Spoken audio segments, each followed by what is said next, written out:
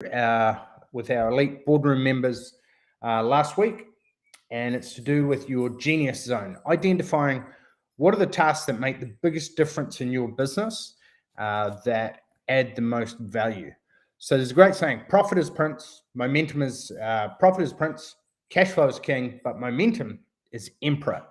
And that's because you are the sum of your day-to-day actions, and what gets results is the actions and strategies that you implement on an ongoing basis. So we want to make sure that we grow a business that gives you true wealth, both more money and more time. And in order to do that, we have to figure out what tasks are you going to focus on doing and what tasks are you going to push off to the side and either stop, automate, or delegate, so that we maximize both your results and your enjoyment. And a good thing to ask yourself is, are you in control? Like, do you run your business, or do you feel like your business runs you and you're being pulled in different directions? So this comes back to a very simple principle, easy to understand, but harder to apply. So I'm going to give you a framework on the 80-20 principle, or the Pareto principle, on how you can apply this to your business.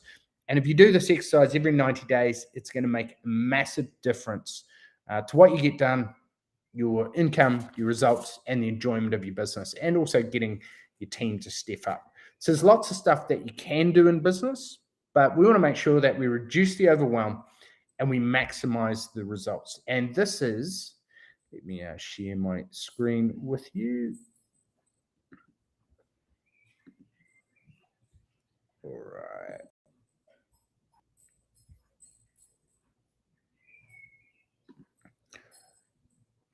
All right. So what does this look like? So there's an aspect called your genius zone. And this is the intersection of three key areas. So what do you really enjoy doing? You love doing it, recharges you, energizes you. What's your superpower? What for you is you're awesome at it? So is it pricing? Is it talking with clients? Is it project management? And lastly, what has the biggest impact on the business? So what makes the most money, has the biggest impact, and moves the business forward? So we're going to figure out what intersects those. And the way to think about this is the fun skills matrix. So there's lots of stuff that you can do in your business, but just because you can do it doesn't necessarily mean that you should be doing. So a way to think about this is, we're going to make a list of everything that you do, and we're going to put it into one of these boxes.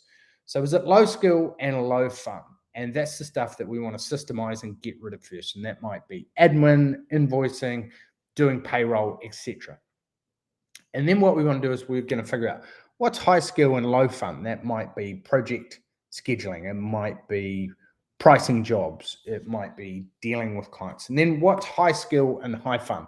That's the stuff that we want to do more of in your week. And so there's a great saying: we need to elevate. In order to elevate, we need to delegate.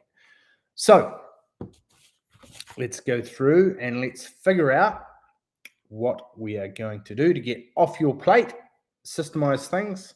And a good way to do this is to plot everything out and put the number of hours beside it that you spend doing that task. And so, as a wise man once said, Zane Beckett, who won the Deloitte Fast 50, fast growing company in New Zealand, it's not about working smarter or about working harder. It's about working harder on smarter things. And so what we have to do is to identify what are those key things that make the biggest difference in your business, those 80-20 tasks.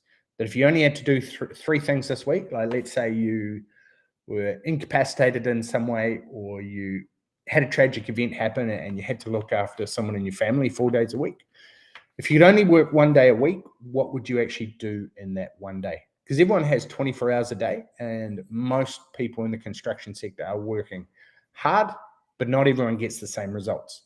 And the differentiator is in what we choose to put our focus, energy, and time into. And so if we think back to the original saying, so the profit is prince, cash flow is king, but energy is momentous, or momentum is emperor. And that's because energy is translated into our day-to-day actions. Okay, so here we've got one of our boardroom members. He's written down, okay, taking phone calls, low value projects, doing free quotes, emails, working on the weekends. What are all those things that are low fun and low skill? And that's the stuff that we're going to stop, automate, or delegate.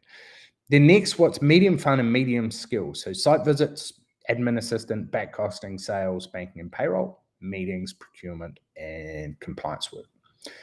And then what's high skill and high fun? So that's onboarding new clients, onboarding new team members, networking for strategic alliances, meditation, contracts, participating in our boardroom program every week, systems and processes, vision of where the business is going, and growing the business, so sales and marketing.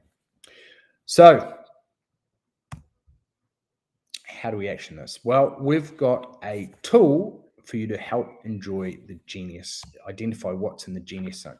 So down the left-hand side, we're going to put what are all the key tasks that you do, from pricing, estimating, project scheduling, variation process, onboarding carpenters, networking with architects and designers, sales, etc., etc. And then what we're going to do is we're going to go through and we're going to put a tick or a cross.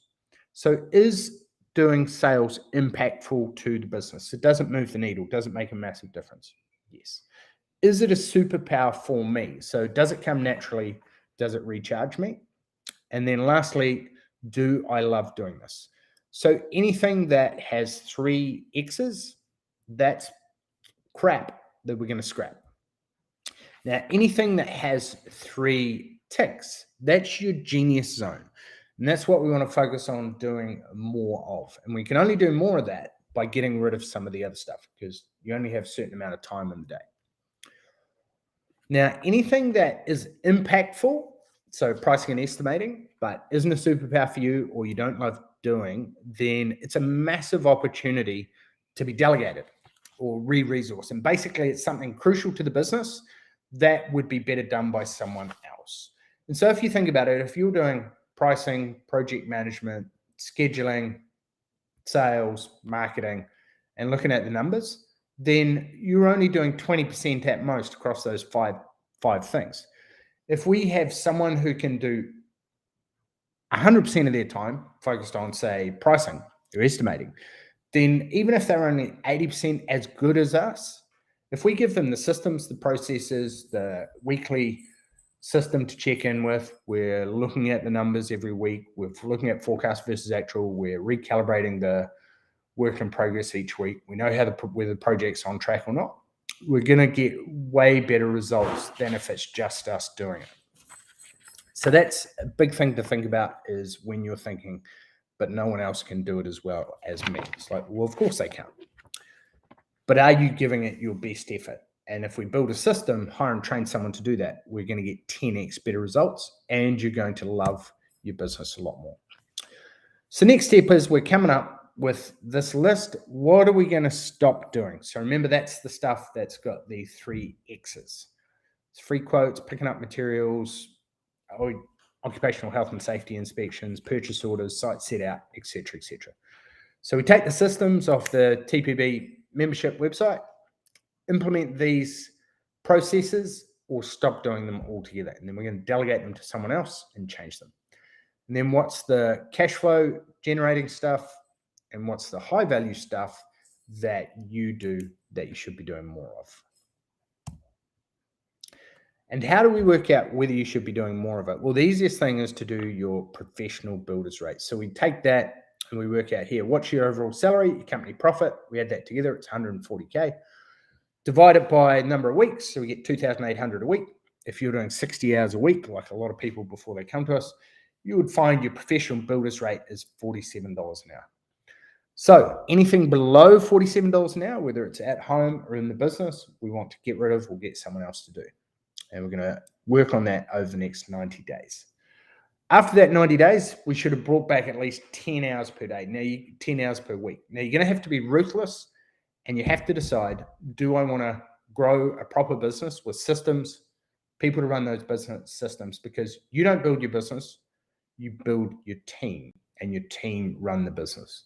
And you do that by hiring and training people in those key roles, and then giving them a scorecard, system to follow, and being able to check in with them each week to make sure that they're on track and doing things the way that they should be. So remember, we need to delegate to elevate you above the day-to-day. And there's a great saying, great owners get tired and great operators get tired and great owners get wealthy. So if we have a look here, after 12 months, if we've freed up some time, we're paying ourselves a decent salary, we've been able to focus on systemizing the business, improving our pricing, making sure that the jobs come in on time and under budget. We've got more focus, better 7-step sales process, choosing the jobs that we like. We've dialed in our work in progress, got close to our forecast versus actual. So we've made some improvements. We've got the business to $250K in owners comp and company profits, down to 40 hours a week. So we've got $5,000 a week over the 50 weeks. We're now at a PBR, or a professional builder's rate, of $125 an hour. In the example that you just saw with David, following this process, he's got his PBR, just found out this week, to $200 an hour. And that's by following this process religiously. So then who should you hire next? So in order to free up your head space and your capacity, we want to work towards your business maturity date. And this is where we have a look at what does your ideal business look like in 12 to 24 months. So we're going to work out how much revenue do you need to be doing? What do you want your net? So let's say it's 5 mil. Let's say you want your net profit to be 12%. So that's 600K. How many jobs do you need to do that? Well, if you're doing 500K jobs, we need 10 jobs.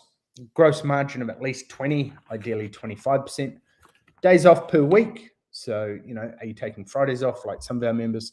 And then how many do you want to, 3-week holidays during the year? What do you want that to look like? And the order that we should be hiring people in is first, and you can go part-time to full-time, is first an office manager, second a marketing manager, and that can be outsourced. Third, a QS, or someone to do the estimating and pricing. Fourth, a project manager, and then fifth, a general manager as you scale up towards being an owner and an entrepreneur and focus on creating wealth, not just cash flow. So we're going to build assets out like our boardroom members are focused on. So the reason we have office manager first is because that's the low-level, repetitive, recurring, and tasks that we can get pretty much anyone else to do. And it's going to free up a lot of headspace and capacity. Next is a marketing manager. And the reason that we put this next is because leads, and the right kind of leads, are the lifeblood of your business. And this can be done in a part-time process, could be outsourced to a student or a solo mum. You could get someone 10 hours a week to do it virtually, or you could get a marketing agency like we have at TPB to do it. Then next, QS, so someone to do the estimating. Now, you can still oversee it, but if they're following the systems processes that we have available at TPB, it's going to free up a lot of time. You can outsource it like Red QS companies that do it, or junior QSs. And obviously, it's very important to work with them for the first 5 or so to dial in the labor hours, materials, and sub-trades as you're going. Then the project manager, a lot of our people enjoy this, our company owners, but it's going to help as we train up your foreman or your project manager to remove site visits, client communications, go through them, and it's going to free up time so you're not putting out fires, being called back onto site, etc. And lastly, a GM is essentially a clone of you for all the day-to-day business. So a CEO is forward-facing, looking at tomorrow, the vision, where the business is going, what direction, who you need to hire, etc. And a general manager is today focused, so all the day-to-day operations to make the business run successfully. So who are you going to hire next? When will you hire them? How many hours will they save you per week? And what would this free you up to? What's the opportunity cost of staying where you are? Right, and then we need some SOPs. So with your SOPs, we need to be putting in what is the systems that are going to take over the tasks that I'm going to stop doing. So do you need a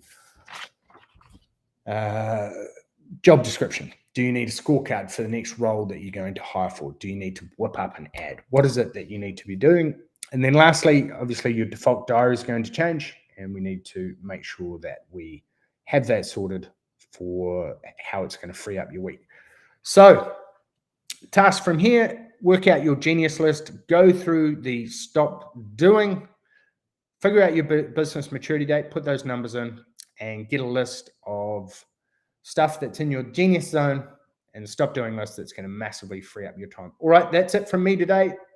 Hope you have a great week. Go forth, put this into your business. It's going to be an absolute game changer like it has for our members.